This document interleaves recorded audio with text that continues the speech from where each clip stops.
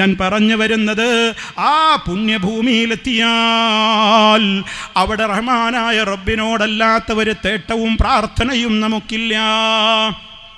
എന്നാൽ നിങ്ങൾ ആലോചിച്ചു നോക്ക്, ഹജ്ജിന് പോകുന്ന ആളുകളോട് പറഞ്ഞു കൊടുക്കുന്നതെന്താ? നിങ്ങൾ ഹജ്ജിന് പോകുമ്പോൾ ജാറങ്ങളിലൊക്കെ, എയർപോർട്ടിൻ്റെക്ക് പോകുന്ന വഴിയിലുള്ള ജാറങ്ങളിലൊക്കെ ഒന്ന് കയറിക്കോ, അവിടെ പെട്ടിയിൽ പണമുട്ടോ, ഒന്ന് വിളക്ക് കൊളുത്തിക്കോ, ഒരു ജാറം മൂടിക്കോ. കാരണം എന്താണ്? യാത്ര സുഖകരമാകാൻ ആ ഖബറിൽ കിടക്കപ്പെടുന്നു എന്ന് പറയുന്ന വ്യക്തിയോട് അവർ തേടുകയാണ്, എനിക്ക് ആഫിയത്തോടെ നിർവഹിച്ച് തിരിച്ചു വരാൻ നിങ്ങൾ അനുഗ്രഹിക്കണേ എന്ന് ഖബറാളിയെ വിളിച്ചുകൊണ്ട് തേടുന്ന ആ യാത്ര എന്തിനാണ് ലക്ഷങ്ങൾ മുടക്കിയിട്ട് പിന്നെ പോകുന്നത്? അവിടെ വെച്ച് തവാഫ് ചെയ്യുമ്പോൾ പോലും പ്രയാസം വന്നാൽ ഇങ്ങട്ടാണ് നേർച്ചയാക്കുന്നത്. ഹെഡ് ഓഫീസിൽ റഹ്മാനായ റബ്ബിൻ്റെ കഅബ തവാഫ് ചെയ്തുകൊണ്ടിരിക്കുമ്പോൾ വേദനയും പ്രയാസവും വിഷമവും വരുമ്പോൾ ബദരീങ്ങളെ, അതുപോലെ തന്നെ CMA എന്ന് വിളിച്ചാൽ CM വരുമത്രേ.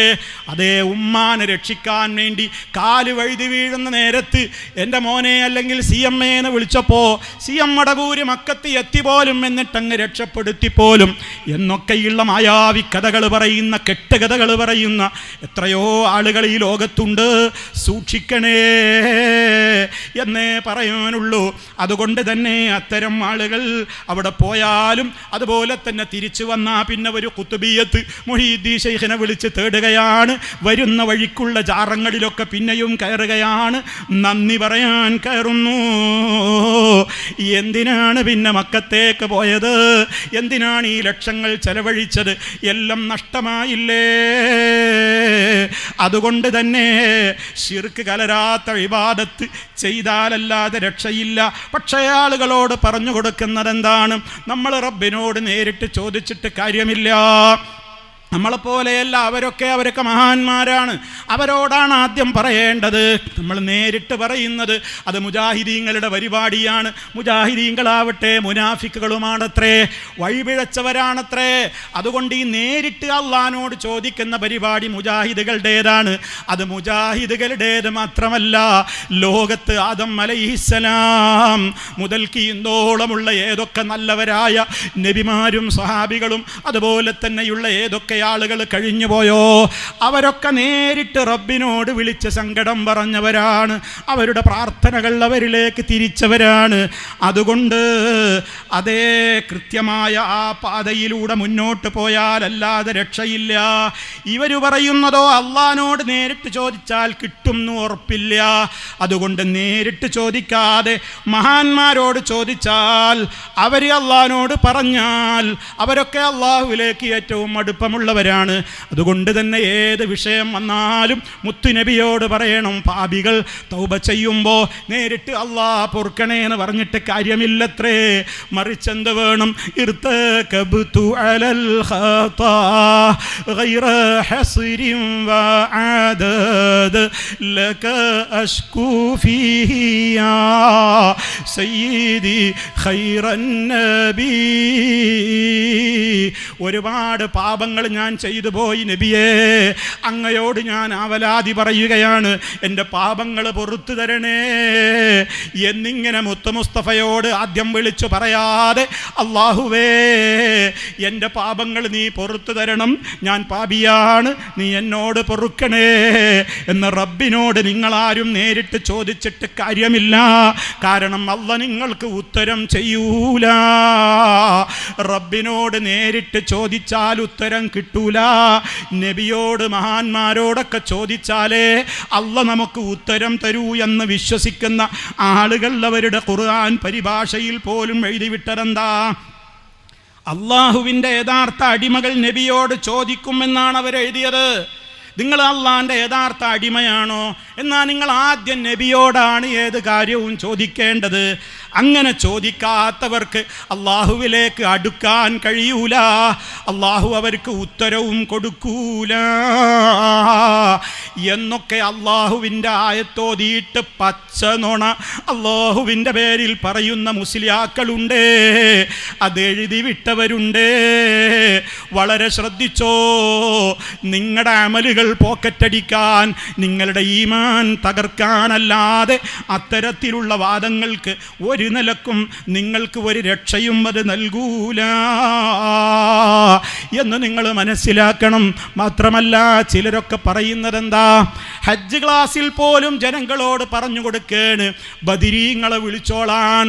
ഹജ്ജ് ക്ലാസ്സിലാ ജനങ്ങളോട് ബദരീങ്ങളെ ബദരീങ്ങളെ എന്ന് വിളിക്കുന്ന ഒരു തങ്ങളുണ്ട്. ഒരു ഖലീൽ ബുഖാരി മലപ്പുറത്തുള്ള ഒരു സലാത്ത് തങ്ങളുണ്ട്.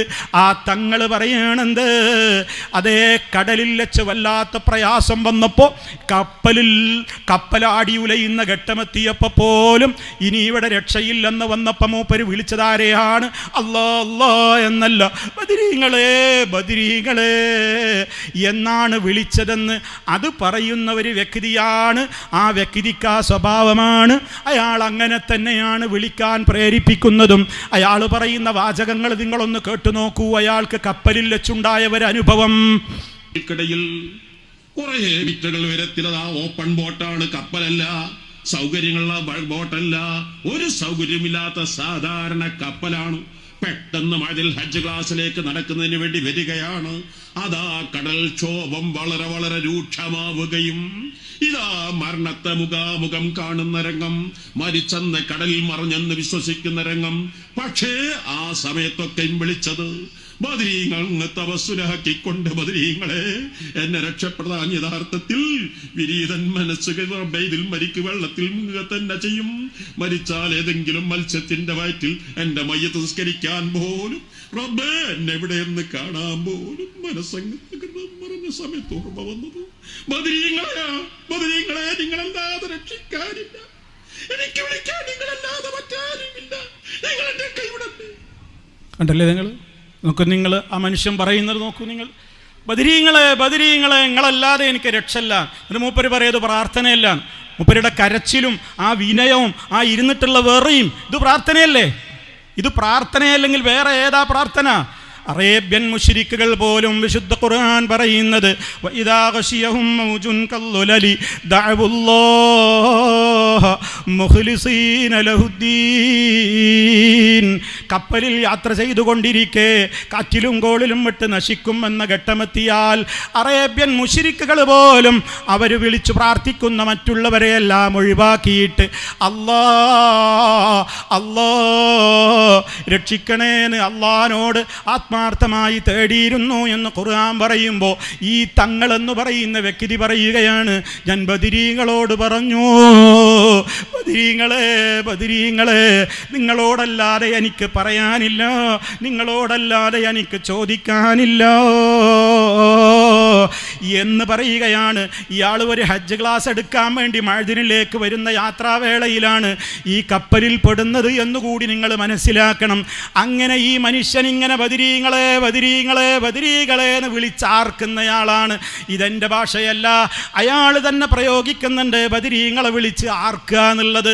അങ്ങനെ അയാളെക്കുറിച്ച് ജനങ്ങൾക്കിടയിൽ അതാ കാര്യങ്ങൾ വലിയ അപകടമാണല്ലോ ഇയാൾ പ്രചരിപ്പിക്കുന്നതെന്ന് വന്നപ്പോൾ ജനങ്ങൾക്ക് വല്ലാത്ത പ്രശ്നമായി. ആളുകൾ പലയിടത്ത് വെച്ചും ഇദ്ദേഹത്തെ കാണുമ്പോൾ ചോദ്യം ചോദിക്കാൻ തുടങ്ങി, നിങ്ങളെന്തായി ബദരീങ്ങളെ വിളിച്ചാർക്കുന്നത് എന്ന്. ഗൾഫിൽ അദ്ദേഹത്തോട് ഒരാൾ വന്നപ്പോൾ ചോദിച്ചപ്പോൾ അതിനദ്ദേഹം കൊടുത്ത ന്യായീകരണം വലിയ അഭിമാനത്തോടെ അയാൾ പറയുന്ന ഒരു രംഗമുണ്ട്, അതൊന്ന് നിങ്ങൾ കേട്ടുനോക്കൂ. മരിച്ചത് അപ്പോ ഒരാൾക്കൊരു കഴിവുമില്ല, അള്ളാഹു തല കൊടുത്ത കഴിവ് മാത്രം. എന്ന അള്ളാഹു ബാക്കി വരട്ടെ പറയാതിരിക്കുന്ന അള്ളാഹു അല്ലാത്ത ഒരൊറ്റ ഇലാഹിനെയും ആരാധിക്കൂല, അള്ളാഹു അല്ലാത്ത ഒരാളെയും വിളിച്ച് പ്രാർത്ഥിക്കൂല, അള്ളാഹുവിനോട് മാത്രമേ ഞങ്ങൾ പ്രാർത്ഥിക്കൂ. പക്ഷേ അള്ളാഹു തല ഉമ്മക്കൊരു സ്നേഹം കൊടുത്തിട്ടുണ്ട്. ആ സ്നേഹം ഉമ്മയോട് ചോദിക്കും. അള്ളാഹു തല ഡോക്ടർക്ക് ഒരു കഴിവ് കൊടുത്തിട്ടുണ്ട്. ആയതുകൊണ്ട് ഡോക്ടറോട് പറയും, ഡോക്ടറെ എൻ്റെ രോഗം ശിഫയാക്കണമെന്ന് പറയും. അതേ സ്ഥാനത്ത് ഡോക്ടർക്ക് എങ്ങാനും സ്വന്തമായി കഴിവുണ്ടെന്ന് വിശ്വസിച്ച് പോയാൽ ഇസ്ലാമെന്ന് പുറത്തു പോയി. അള്ളാഹു തല ബദരീങ്ങളെ വല്ലാതെ സ്നേഹിച്ചിട്ടുണ്ട്. ആ ബദരീങ്ങൾക്ക് സാധാ മനുഷ്യർക്ക് കൊടുത്തതിനേക്കാൾ കൂടുതൽ കഴിവ് അള്ളാഹു കൊടുത്തിട്ടുണ്ട്. ആ കഴിവ് ചോദിക്കും. അത് ബദരീ അള്ളാഹ് കൊടുത്ത കഴിവേ ചോദിക്കൂ, അള്ളാഹുവിനെ ഒഴിവാക്കി ഒരാളോടും ചോദിക്കൂല. കണ്ടോ മൂപ്പര് പറയണ എന്താ ന്യായീകരണം പറയണം. ഒരാൾ ചോദിച്ചതാണ് ഗൾഫിൽ നിന്ന്, അല്ല നിങ്ങളെ ഞങ്ങളിങ്ങനെ അദ്ദേഹം പറയുന്നുണ്ട്, നിങ്ങളെപ്പറ്റി ഇങ്ങനെ പറയുന്നുണ്ടല്ലോ ബദരീങ്ങളെ എന്ന് വിളിച്ച് ആർക്കുന്ന ആളാണ്, അതൊക്കെ ഇതിലുണ്ട്. അങ്ങനെ അദ്ദേഹം അതിന് ന്യായീകരണം പറയുകയാണെന്ത്, ഞാനിവിടെ അള്ളാഹുവിനോടല്ലാതെ ചോദിക്കാറില്ല, അള്ളാഹിനോട് മാത്രമേ ഉള്ളൂ ഞാൻ ചോദിക്കുക. പിന്നെ അള്ളാഹു സുബ്ഹാനഹു വ തആല ഓരോരുത്തർക്കും ഓരോ കഴിവ് കൊടുത്തിട്ടുണ്ട്. സ്വന്തമായി ഒരാൾക്കും ഒരു കഴിവുമില്ല, അള്ളാഹ് കൊടുത്ത കഴിവെന്നാണ് ചോദിക്കുന്നത് എന്നാണ് ഇപ്പോൾ ഈ തങ്ങൾ എന്ന് പറയുന്ന മനുഷ്യൻ കൊടുത്ത ന്യായം. ഓ സഹോദരന്മാരെ, നിങ്ങൾ ആലോചിക്കേ, അറേബ്യൻ മുശ്രിക്കുകളും ഇതന്നെയല്ലേ പറഞ്ഞത്? അള്ളാഹുവിൽ പങ്കുചേർത്ത അറേബ്യൻ മുശ്രിക്കുകൾ, റബ്ബല്ലാത്തവരെ വിളിച്ചു പ്രാർത്ഥിച്ചിരുന്ന മുശ്രിക്കുകൾ, അവരുടെ തെൽബിയത്ത്, അവരും ഹജ്ജിന് പോയിരുന്നു. അവർ കഅബക്ക് ചുറ്റും തവാഫ് ചെയ്യുമ്പോൾ അറേബ്യൻ മുശ്രിക്കുകൾ ചൊല്ലിയിരുന്ന ഒരു തെൽബിയത്തുണ്ട്, ലബ്ബൈക ലാ ശരീക ലക. അള്ളാഹുവേ, നിന്റെ വിളിക്ക് ഉത്തരം ചെയ്തുകൊണ്ട് ഞാനിതാ വന്നിരിക്കുകയാണ്. ഇതാരാ പറയുന്നത്? അബൂജഹലടക്കമുള്ള മുശ്രിക്കുകൾ പറയാണ്, ലബ്ബൈക ലാ ശരീക ലക, നിനക്ക് യാതൊരു പങ്കാളിയുമില്ല എന്ന വാക്ക് മുത്തു മുസ്തഫ കേൾക്കുമ്പോ അള്ളാന്റെ റസൂൽ അവരോട് പറയാറുണ്ട്, വൈലക്കും ഖദ് ഖദ്, നിർത്തൂ, അവിടം കൊണ്ട് അവസാനിപ്പിച്ചോളൂ. കാരണം മുത്തുനബിക്കറിയാം ഇതിൻ്റെ അപ്പുറത്തിന് ഇതേ മുസ്ലിയാർ പറഞ്ഞ ന്യായീകരണമാണ് അന്നവർ പറയുന്നത്. മുത്തു മുസ്തഫാക്ക് അതറിയാം, അവരുടെ തെൽബിയത്ത് അള്ളാന്റെ റസൂല് കേൾക്കുന്നുണ്ട്. അതുകൊണ്ട് തുടക്കം ഇത് വളരെ ഗംഭീരമാണ്, തുടക്കത്തിൽ ഒരു പ്രശ്നവുമില്ലെന്ന് വന്നപ്പോ നബി സല്ലല്ലാഹു അലൈഹി വസല്ലം അവരോട് പറഞ്ഞിരുന്നു, വൈലക്കും, നിങ്ങൾക്ക് നാശം, ഖദ് ഖദ്, സ്റ്റോപ്പ് ചെയ്യൂ, ഇനി അങ്ങോട്ട് പറയല്ലേ.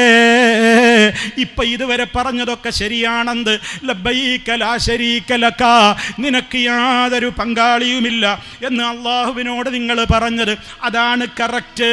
ഇനി നിങ്ങളൊന്നും കൂട്ടിച്ചേർത്ത് മിണ്ടരുത്. കാരണം അവർ മിണ്ടുന്നത് മുഴുവനും പിന്നെ ഈ തങ്ങൾ പറഞ്ഞതുപോലെയുള്ള ന്യായീകരണ വർത്തമാനമാണ്. എന്തേ അപ്പോഴും മുശ്രിക്കുകൾ പിന്നെ പറയാണ്, ഇല്ലാ ശരീകൻ ഹുവ ലക തംലികുഹു വമാ മലക, പക്ഷേ ഒരു പങ്കാളി നിനക്കുണ്ട്. അല്ലാഹ് അറേബ്യൻ മുശ്രിക്ക് പറയാണ്, ഒരു പങ്കാളി നിനക്കുണ്ട്. എങ്ങനെയുള്ള പങ്കാളിയാണ്? ആ പങ്കാളിക്ക് സ്വന്തമായി ഒരു കഴിവുമുണ്ടെന്ന് ഞാൻ വിശ്വസിക്കുന്നില്ല. ആ പങ്കാളി എങ്ങനെയുള്ള പങ്കാളിയാണ്? തംലികുഹു, നീയാണ് ആ പങ്കാളിയുടെ എല്ലാ കഴിവും ഉടമപ്പെടുത്തുന്നത്, നീ കൊടുത്ത കഴിവേ അവർക്കൊക്കെയുള്ളൂ. വമാ മലക, അവർക്ക് ഒരു കഴിവും വേറെ ഇല്ല. ഇനി അവർക്ക് എന്തെങ്കിലും കഴിവുകൾ അവർക്കുണ്ടെങ്കിൽ തന്നെ മുഴുവനും നീ കൊടുത്തതാണ് റബ്ബേ. അങ്ങനെ സ്വന്തമായി ഒരു കഴിവുമില്ലാത്ത, നീ കൊടുത്ത കഴിവ് മാത്രമുള്ള ചില സഹായികൾ, ചില പാർട്ട്ണർമാർ, ചില ശരീക്ക് ഞങ്ങൾക്കുണ്ട് എന്നാണ് അറേബ്യൻ മുശ്രിക്കുകൾ കൂട്ടിച്ചേർത്തത്. ഇത് മുത്തു മുസ്തഫ അംഗീകരിച്ചു കൊടുത്തോ? എങ്കിൽ അള്ളാന്റെ റസൂൽ എന്തിനാണ് അവരോട് വൈലക്കും, നിങ്ങൾക്ക് നാശം, ഇനി നിങ്ങൾ മിണ്ടല്ലേ എന്ന് പറയുന്നത്? ഇവർ പറയും പോലെയാണെങ്കിൽ മുത്തു മുസ്തഫ അവിടെ പറയില്ലേ, നിങ്ങൾ പറഞ്ഞത് കറക്റ്റാണ്, യഥാർത്ഥ സുന്നത്ത് ജമാഅത്താണ്. കാരണം അവർ പറയുന്നത് എന്താ?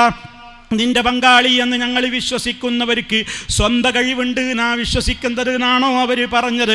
അല്ലല്ലോ, അള്ള കൊടുത്ത കഴിവേയുള്ളൂ, എല്ലാം അള്ള കൊടുത്തതാണ് എന്ന് പറഞ്ഞിട്ട് പോലും അള്ളാഹന്റെ റസൂല് അത് അനുവദിച്ചില്ലല്ലോ.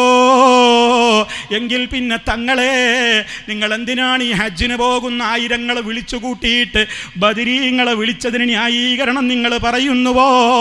പിന്നെ നിങ്ങളുടെ ന്യായീകരണം എന്താ? നിങ്ങൾ പറഞ്ഞത് ഉമ്മാനെ വിളിക്കാറില്ലേ വയറുവേദന വരുമ്പോ? അതുപോലെ തന്നെ കാലൊന്ന് വെച്ച് മുട്ടിയ എൻ്റെ മോന്ന് വിളിക്കാറില്ലേ? ഇയാളുടെ ആ ക്ലിപ്പിലുണ്ട്, സമയപരിമിതി കൊണ്ട് ഞാൻ ഒഴിവാക്കിയതാണ്. എൻ്റെ മോ എന്ന് വിളിക്കാറില്ലേ? രോഗം വന്ന ഡോക്ടറെ സമീപിക്കാറില്ലേ? ഇതൊക്കെ ശിർക്കാകുമോ എന്ന് ചോദിക്കുന്നു അത്രേ മൂപ്പര്. നിങ്ങൾ ആലോചിച്ചു നോക്കൂ, എന്തൊരു കബളിപ്പിക്കലാണ് ഈ മുസ്ലിയാക്കന്മാർ നടത്തുന്നത്. ഓ സാധാരണക്കാരൻ്റെ ആവറേജ് ബുദ്ധി പോലും ഇല്ലാതെ ആയിപ്പോയല്ലോ. ഉമ്മാനെ വിളിക്കും പോലെയാണോ ബദരീങ്ങളെ വിളിക്കുന്നത്? ഡോക്ടറുടെ അടുത്ത് പോകും പോലെയാണോ ബദരീങ്ങളെ വിളിക്കുന്നത്? ഉമ്മാന്ന് വിളിക്കുമ്പോൾ നമ്മളൊക്കെ എന്താ എൻ്റെ ഉമ്മാന്ന് നമ്മൾ പറയണില്ലേ? എന്താ അതിൻ്റെ അർത്ഥം? എൻ്റെ ഉമ്മ ഞാൻ എവിടെ നിന്ന് വിളിച്ചാലും കേൾക്കുന്നുണ്ട്, എൻ്റെ ഉമ്മ ഞാൻ എവിടെയായാലും കാണുന്നുണ്ട്. ഇനി എനിക്ക് സംസാരിക്കാനും വിളിച്ചാർക്കാനും ഒന്നും കഴിവില്ലെങ്കിൽ പോലും എൻ്റെ ഉമ്മ എൻ്റെ ഹൃദയത്തിലുള്ളതൊക്കെ അറിയുന്നുണ്ട്. എൻ്റെ ഉമ്മ എവിടെയായാലും എനിക്ക് ഉത്തരം തരുന്ന മുജീബാണ്. എൻ്റെ ഉമ്മാനോട് ഞാൻ എന്തു ചോദിച്ചാലും എൻ്റെ ഉമ്മാക്ക് അതിനൊക്കെ ഉത്തരം ചെയ്യാൻ കഴിവുള്ള ഖദീറാണ്.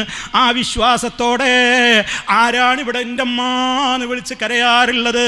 അതേ അവസരത്തിൽ ബദരീങ്ങളെ, അങ്ങനെയുള്ള ആളുകളെയൊക്കെ വിളിച്ച് തേടുമ്പോൾ എന്താണ് വിശ്വസിക്കുന്നത്? ഇത് രണ്ടും ഒരുപോലെയാണെന്ന് പറഞ്ഞു കൊടുത്ത് ഹജ്ജ് ക്ലാസ്സിൽ ആ സാധുക്കളത് കേട്ടിട്ട് അതേ ഹജ്ജിന് പോയിട്ട് അവിടെ വെച്ച് അറഫായിൽ വെച്ചും മിനായിൽ വെച്ചും തവാഫിൻ്റെ നേരത്തും സഫാ മറുവക്കടയിൽ വെച്ചുമൊക്കെ മുഹീദ്ദീൻ ശൈഖിനെയും ബദരീങ്ങളെയും CM മടവൂരിനെയും അങ്ങനെ പലരും അവരെ വിളിച്ചാൽ വിളിപ്പുറത്ത് ഹാജരാകുമെന്ന വിശ്വാസം വെച്ച് വിളിച്ചുകൊണ്ട് എന്തിനാണ് ഹജ്ജിന് പോകുന്നത് കൂട്ടരേ? ആ ഹജ്ജാർക്കാണ് വേണ്ടത്? മുഴുവൻ ബാത്തിലല്ലേ? അതുകൊണ്ട് ഇത്തരം കബളിപ്പിക്കുന്ന അത്തരത്തിലുള്ള ആളുകൾ അവരുടെ അത്തരത്തിലുള്ള കബളിപ്പിക്കലെ കുറിച്ച് ജാഗ്രത പാലിക്കണേ എന്നാണ് എനിക്ക് ഈ അവസരത്തിൽ ഓർമ്മപ്പെടുത്തുവാനുള്ളത്.